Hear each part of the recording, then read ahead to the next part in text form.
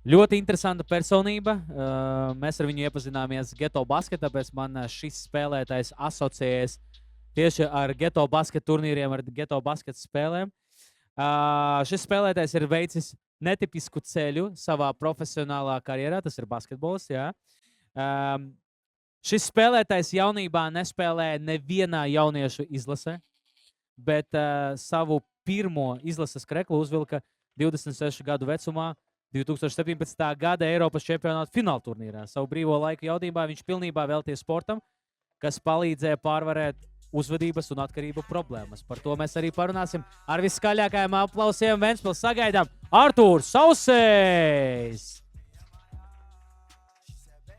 Tā, tavs mikrofons, man liekas, ir ieslēgts. Čau visiem. Instrukcijas tev jau 100 reizes iedeva, tāpēc...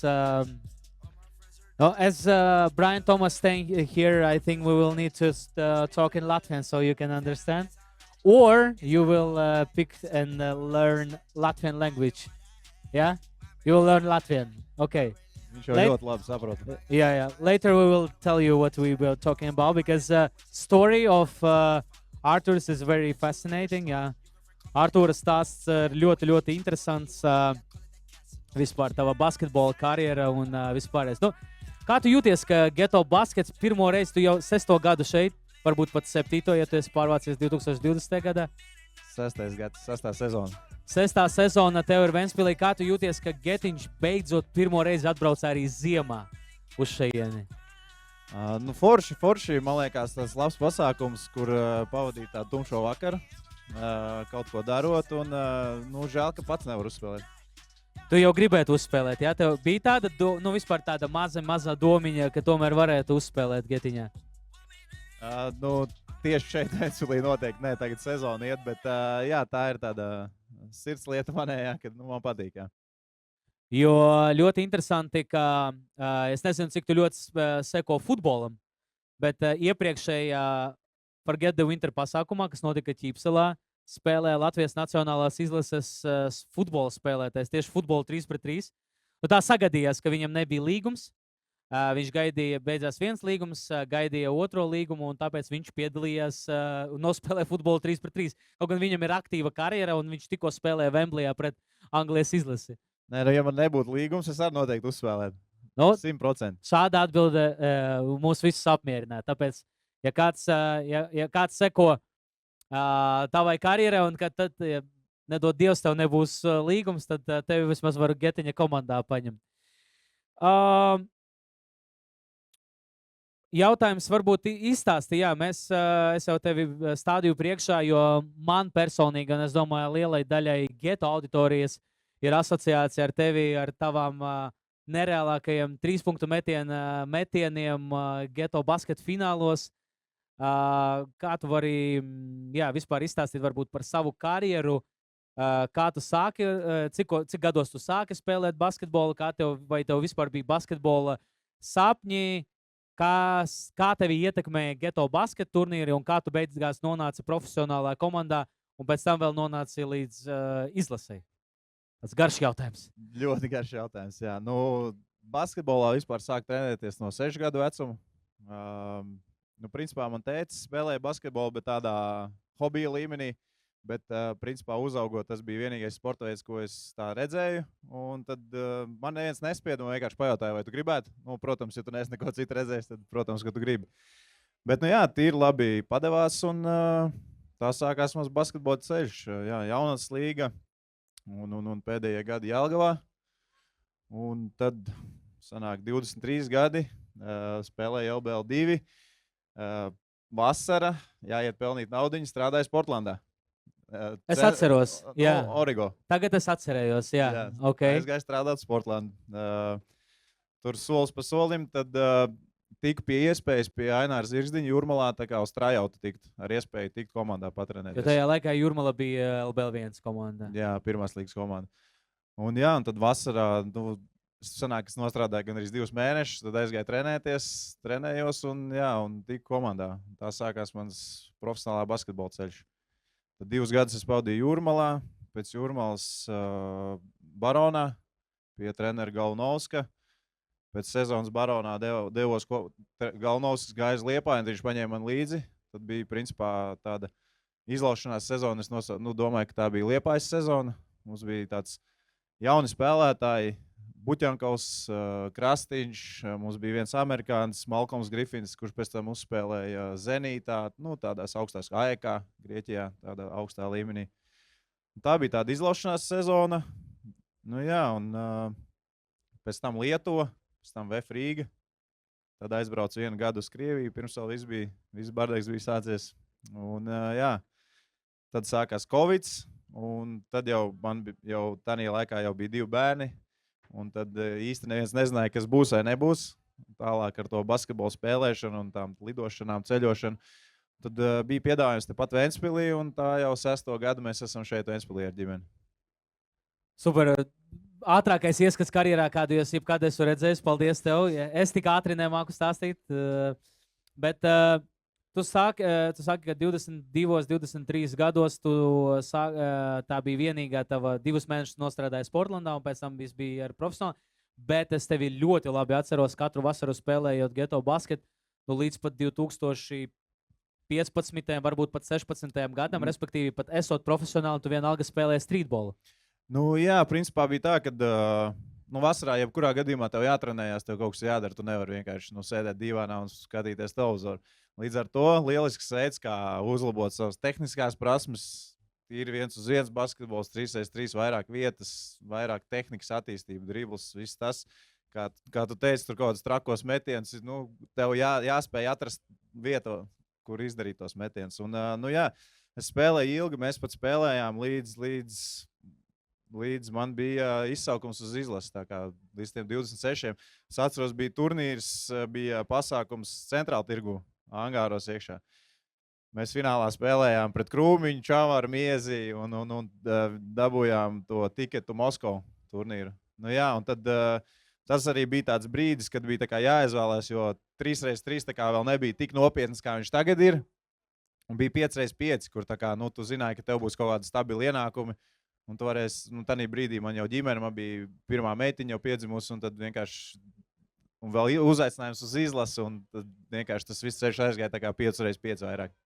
Bet es tiešām viena no lietām, ko es fascinēju, jo, ka tu, esot profesionālos klubos, jo daudzi izvēlās, es nerunāju šobrīd par daudziem, šeit ir 16, tur 18, 20 gadīgi spēlētāji, ar tiem viss ir kārtībā.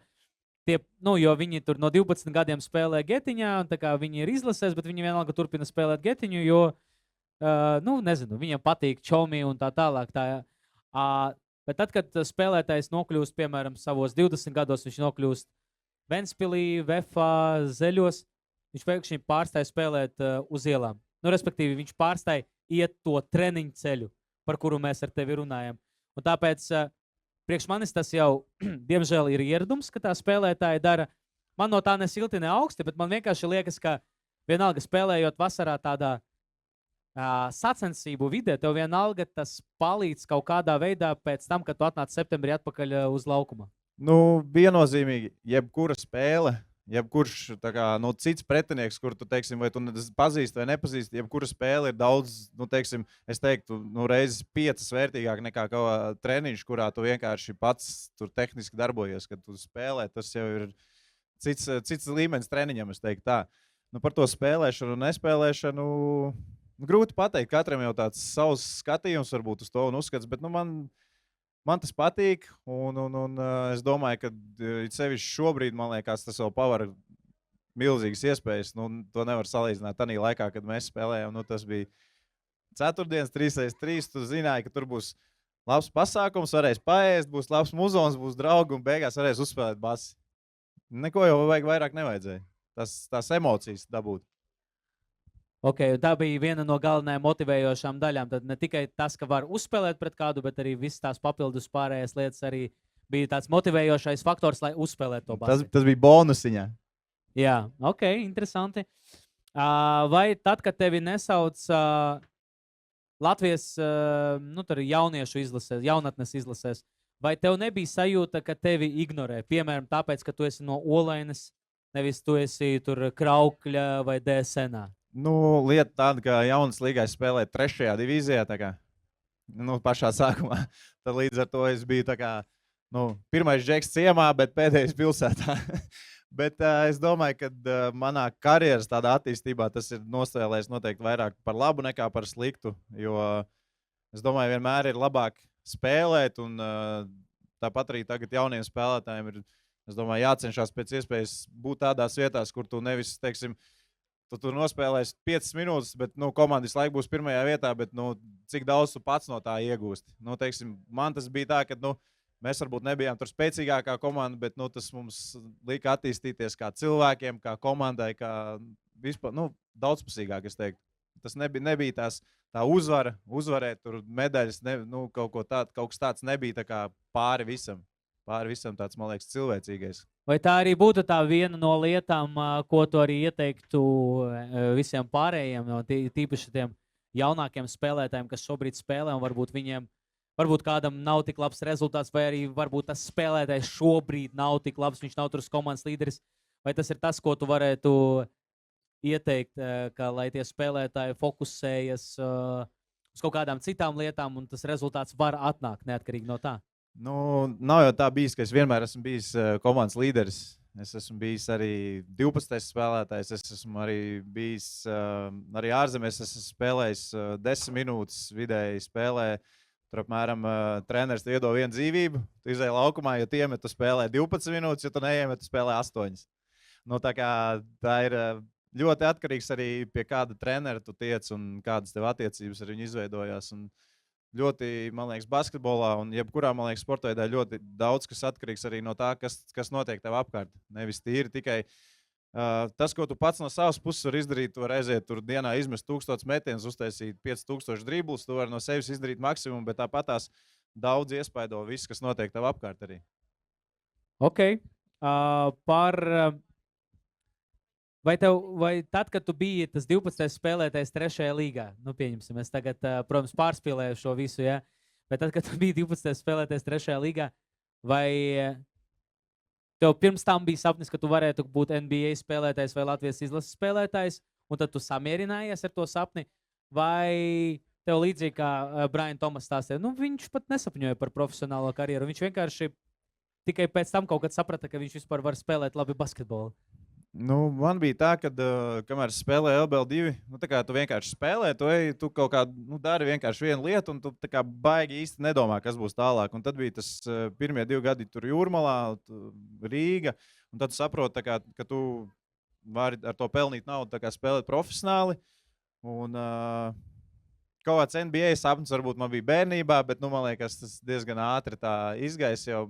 Man arī šobrīd NBA basketbols, teiksim, tā baigi nesaist, tas, teiksim, vairāk Eirolīgai sekoja līdzi. Ok, mēs vairs nepieminēsim NBA šeit, tad par sapņiem, ja mēs runājam par Eirolīgu, ok?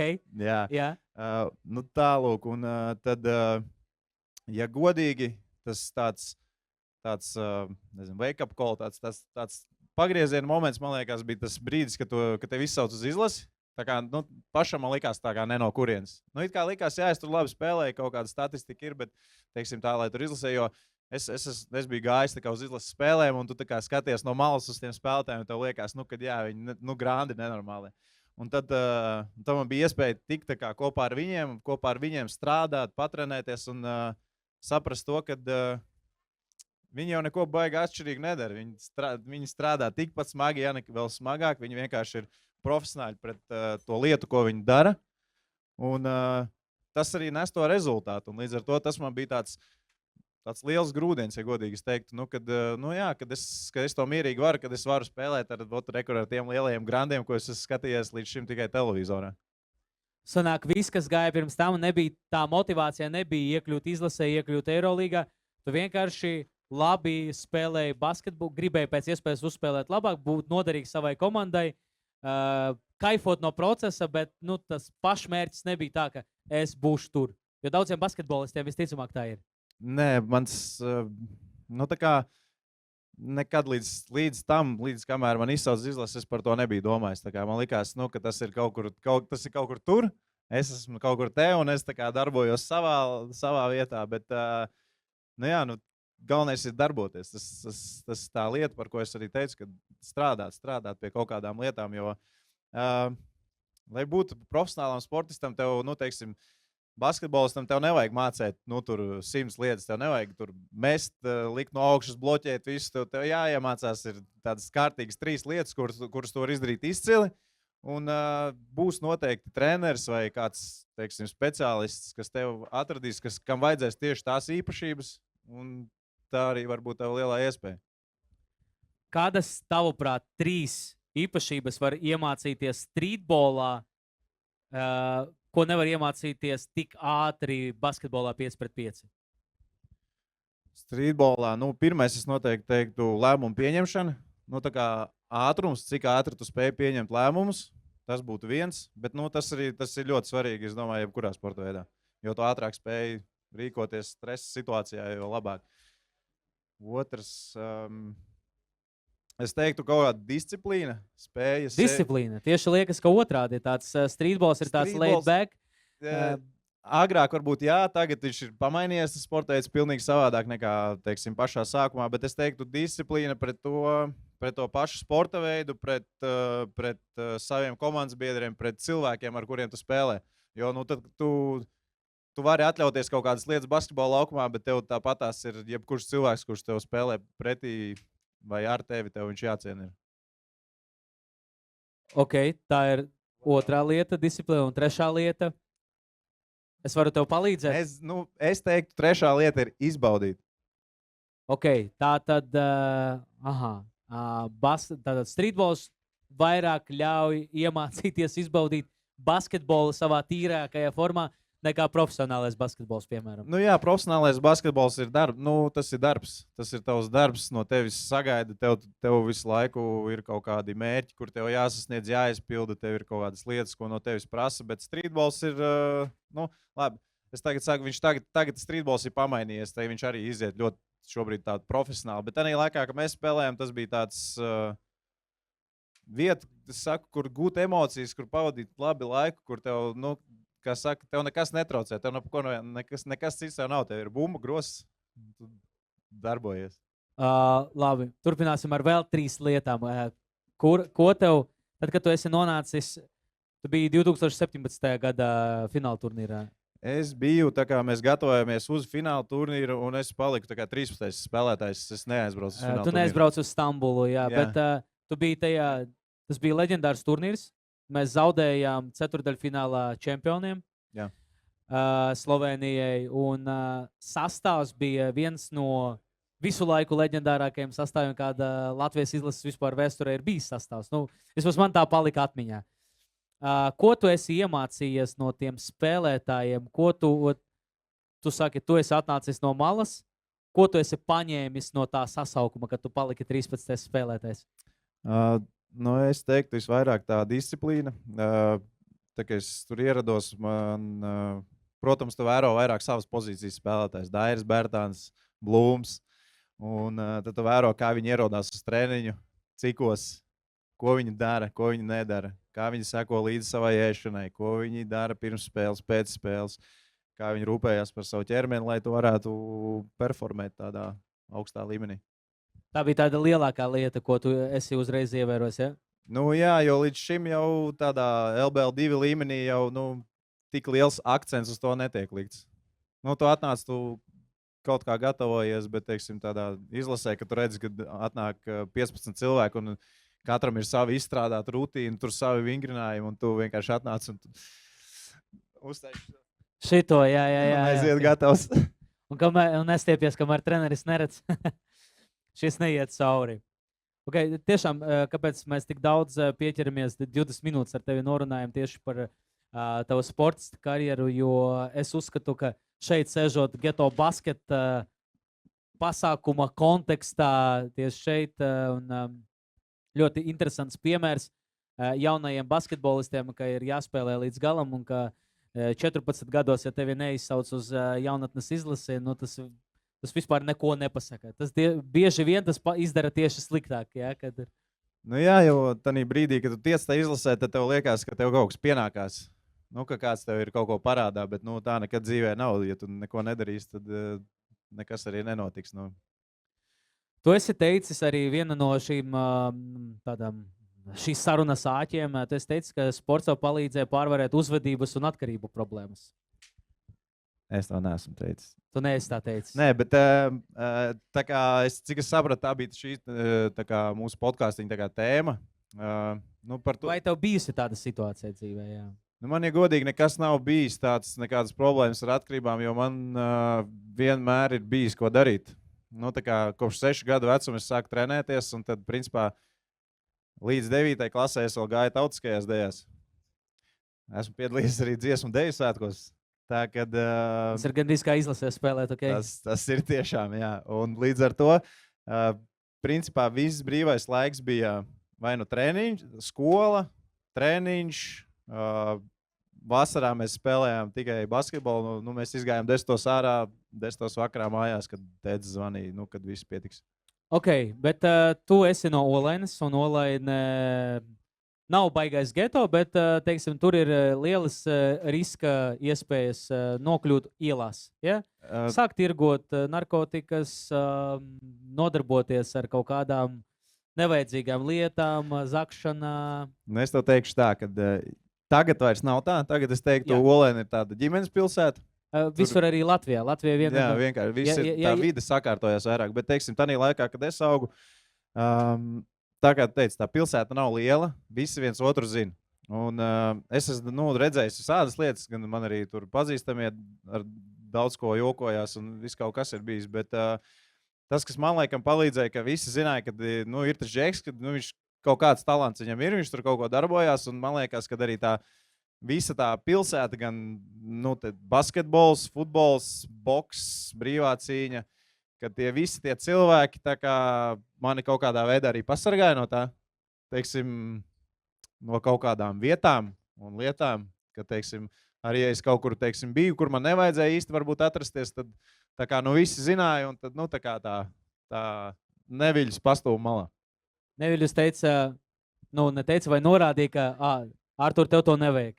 Ja. Nevis, ka to nevajag, bet vienkārši, kad nav īstā vieta, kur atrasties varbūt tagad. Kad tev būs tas un tas, un kad tas nav vajadzīgs. Bet, ok, tavā gadījumā arī runājot ar tevi, tev tāds pozitīvs mindsets, un tu smaidi un runā, un tik brīvi uzvedies. Es pieļauju, ka vecumā tur no 13 līdz 16 gadiem, esot nepareizajā vidē ar nepareizajiem cilvēkiem, ir ļoti viegli iekulties problēmās. Kā tavuprāt, ir nestāvēt tam blakus un iet kaut kādu savu ceļu un būt gudrākam, lai netiktu tur? Es noteikti varu teikt lielu paldies saviem vecvecākiem un saviem vecākiem. Jo es domāju, ka kuram bērnam un jaunietim, es domāju, tāpatās ir kaut kādas lietas, ko iedod tavi vecāki. Es pirms tam arī runāju kaut kādu cieņu, teiksim, pret citiem un tādas lietas, un es domāju, ka arī tas ir milzīgs faktors, bet, to ir viegli iekrist uz kaut kādām tādām lietām, bet, es nezinu, kā lai to izstāst. Skaidrais saprāts jāsaglabā. Jā, tavā gadījumā tie ir vecāki, bet pieņemsim, varbūt tavas idejas. Labi, tev 3 meitas, pareizi? Man ir 2 meitas un jaunākais ir dēls. Jā, tu audzināsi dēlu, skaidrs, ka tu viņam varēsi pastāstīt, kā to pareizāk darīt. Bet, ja, piemēram, nav tik gudrs tētis blakus, kurš var ieteikt, vai nav mamma, kas var ieteikt, piemērs Brian Thomas, ja viņam mamma ļoti daudz palīdzēja bērnībā, ja nav, kā sevi nomotivēt un pateikt, ok, neizdarot šo, tagad es ātrāk tikšu pie kaut kā, bet tas man var radīt kaut kādas šmaukšanās, var radīt nākotnes problēmas, vispār ietekmēt visu manu nākotni. Tavuprāt. Man arī grūti atbildēt. Man grūti tev atbildēt, tādu sniegt atbildi. Es nezinu, man liekas, ja tie nav vecāki, tad, kā mēs runājam, manā gadījumā tas bija sports, tas bija basketbols un tā vide, kur tu atrodies. Un, es domāju, ka mums ir pietiekoši labi jaunatnes treneri Latvijā, kuri, es domāju, ja kādam ir vajadzīgs padoms, tad vienkārši nekautrēties un iet pie šī treneri, pie, nezinu, sporta skolotāja kaut vai jautāt pēc padomu, teiksim. Vienkārši nepakautrēties. Es teiksim, tagad mans pirmais treneris bija sākumā mans tētis, un pēc tam Harijs Zelčs, viņš tagad trenē Jelgavā sieviešu komandu, meitenes trenē. nu, teiksim, es zināju, ka man bija tāds cieņa, respekts pret viņu, bet arī pašā laikā es zināju, teiksim, ja man būs kādas problēmas, tad viņš jebkurā brīdī man palīdzēs, aizstāvēs. Un, nu, man bija tāda liela aizmugure, kas aiz manis stāvēja. Tad līdz ar to man tāds nemaz īsti neprasījās meklēt kaut kādas alternatīvas, nu, teiksim, tur, vai kaut kādu vieglāku ceļu vai kaut ko tādu. Tev pašam nebija tādas, jā, bet nu, tas ir pietiekoši labs risinājums, manuprāt, jo no tā, ko es dzirdu no tava ieteikuma, pirmkārt, ja kādam pirmkārt nav nodarbība, nu, viņš nav ne sportā, ne pulciņā, nekur, tad pirmkārt atrast kaut kādu nodarbību, jo tas pirmkārt var palīdzēt ievilkt kaut kādā pozitīvā lietā, vai ne? Nu, viennozīmīgi, jo šobrīd jau arī daudz lietas un, teiksim, tādas problēmas, man liekas, globāli rodās no tā, ka, man liekas, cilvēkiem ir pārāk viegla dzīve. Mums pa lielam drēbes mazgā veļas mašīna, žāvētājs. Nu, tā, ka ēdienu varam pasūtīt gatavu. Nu, nekas pa lielam nav jādara. Agrāk bija ūdens no akas jānes, veļa jāmazgā, jāvār ūdens. Nu, tad to tā kā nevar salīdzināt. Un līdz ar to ir tik daudz brīvā laika skrolēt telefonu, skatīties tur 100 pārraides Netflixā un visos pārējos. Tad, man liekas, tieši tāpēc ir lielisks šis pasākums, kur cilvēki iziet ārā no tās savas Satiekās savā starpā, vai ne? Satiekās, parunājās, visur apkārt notiek čaliņas, visur runā. Kaut kur mēs iepazīstam jaunus cilvēkus. Varbūt kāds saka, kur es tur spēlēju ceturtdienās bases, mums tieši kā reiz viens žeks pietrūks. Nāc arī. Un tu uzreiz atrodi kaut kādu lietu. Galvenais ir darīt, lai tas sagādā kaut kādu prieku tev. Man tā liekas. Un svarīgi ir ar kaut ko nodarboties. Viennozīmīgi. Jo tā ir tāda, tas vismaz secinu no tā, ko tu esi pateicis. Vēl viens interesants jautājums. Tu esi 3 bērnu tēvs, un tev, kā teici, tev pirmā meita ir piedzimusi pirms tu esi ticis izlasē un noticēji, ka tu būsi profesionāls sportists. Mans pirmais jautājums par to, kā būt profesionālam sportistam, un ja jūs spēlējat tur Champions līgā vai kādā FIBA startautiskajā turnīrā, īstenībā arī Latvijas līgā, ja, ka jūs kaut kur braucat uz Tallinu, kas ir pietiekoši tālu. Kā var savienot tēva lomu ar profesionāla sportista lomu? Nu, ja tā godīgi, es teikšu, ka nav nemaz tik grūti tavu tēvu lomu savienot. Protams, viss atkarīgs, cik daudz tev ir jāceļo un jābrauc apkārt, kā tu teici, bet, protams, milzīgs paldies manai sievai, jo, principā, bez viņas šis te nebūtu iespējams, jo viņa kopš mums piedzima pirmā meita, viņa ir mājās ar bērniem, viņa ir apņēmušies to te mājas rūpi, un bez viņas, principā, tas nebūtu iespējams, un es nezinu, vai es būtu tik labs profesionāls sportists arī bez viņas. Bet profesionālais sports tādā ziņā dod diezgan daudz brīvā laika. Nu, teiksim, dienas vidus, teiksim, kad nav spēles, tur, teiksim, ja ir viens treniņš dienā, tā kā tagad daudzos klubos trenējas, teiksim, treniņš ir no 10 līdz 2, teiksim, es esmu zālē, es varu aizvest bērnus no rīta uz skolu, es varu viņus savākt pēc skolas, es varu nolikt pusdienas laiku pagulēt, ja vajag, es varu pagatavot vakariņas, teiksim. Es teiktu, ka es esmu tāds diezgan klātesošs tētis. Labi piezīme, labi punkti, jā, tad sapratu. Mans vēl jautājums par to, tev tuvojas 36 gadi, ja es nekļūdos, mēs esam viena gada ar tevi esam. Ja tu iesi Lebrona pēdās, tev vēl ir 5 gadi, ko spēlēt. Ja tu izlemsi īsāku karjeru, tad tev mazāk ir palicis, jā. Mans jautājums ir, ko tu jau noteikti esi bijis domājis, ko tu darīsi ar savu pēcprofesionālās karjeras. Un šobrīd, protams, jaunai paudzei, jauniem cilvēkiem tas nav tik aktuāli, bet tomēr es domāju, ka sportista karjera nav tā, ka mēs profesionāli sportisti, tu esi 20 gadus no savas dzīves, bet dzīvotu... Maksimums. Jā, maksimums. Bet dzīvotu vēlam 100 gadus, realitātē tur 75, 80, jā. Tātad, bērnība, profesionālā karjera, bet savu lielākā daļa dzīves ir ārpus tavas profesionālās basketbola karjeras? Par ko tu esi domājis? Par pilnīgi visu iespējamo. Par strādāšanu birojā, ofisā, par trenēšanu, par savu uzņēmumu atvēršanu, par visu kaut ko. Šobrīd es esmu nokārtojis treneru certifikātu. Pagājušo gadu es strādāju arī ar jauniešiem sporta skolā. Ir mērķis vasarā uztaisīt bērniem nometni basketbola.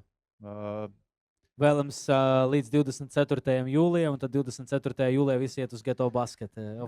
Jūnijā. Jā, nu tādas tās domas ir sādas.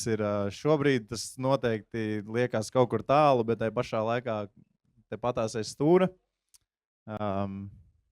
Nākošo sezonu es vēl spēlēšu tepat Ventspilī. Es netaisos tev kaut ko paredzēt vai vēl kaut ko. Es tikai prieks un mūsdienu medicīnu, mūsdienu pieejas vispār ļauj spēlēt diezgan ilgi. Nu jā, bet es saprotu, profesionālais sports ir tāds. Nu, teiksim, šodien tu esi Latvijas izlases spēlētājs. Tu esi nenormāli pieprasīts. Nākošajā dienā tu ej pa ielu, tu paslīdi, un visu tu vairs nevar spēlēt profesionāli. Un visu, un tu vairs neesi nevienam vajadzīgs.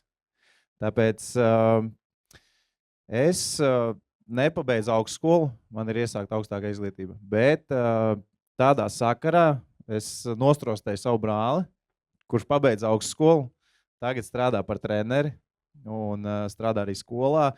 Tas bija tā kā mans mazais mērķis viņam. Nu, tā kā, ok, ja tu gribi profesionāli spēlēt, tu vari to pamēģināt, bet tā kā tev obligāti jāpabeidz skola, un arī, teiksim, tagad jauniešiem ir tik milzīgi daudz iespējas aizbraukt uz to pašu Ameriku, kur šobrīd ir šie atvērtie reklāmas līgumi un vispārējais, kad 4 gados jūs iegūsiet izglītību un arī, teiksim, paralēli nodarbojoties ar kaut kādu sporta veidu, jūs varat, principā, es teiktu, pat nodrošināt sev atlikušo dzīvi.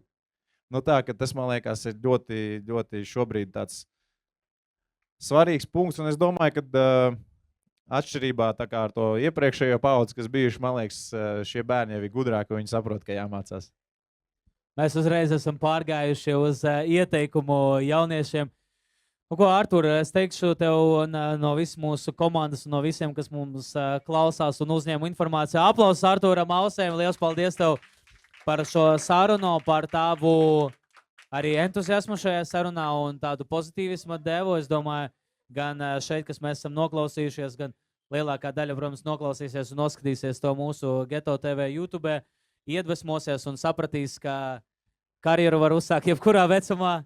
Jāmīl spēlēt, jāmīl spēli, jāmīl spēlēt un jābūt vienkārši foršam cilvēkam. Tā vismaz es secināju. Ir jāpatīk tam, ko tu dari, un ir smagi jāstrādā. Tad būs rezultāts. Arturs Ausējs, aplausi!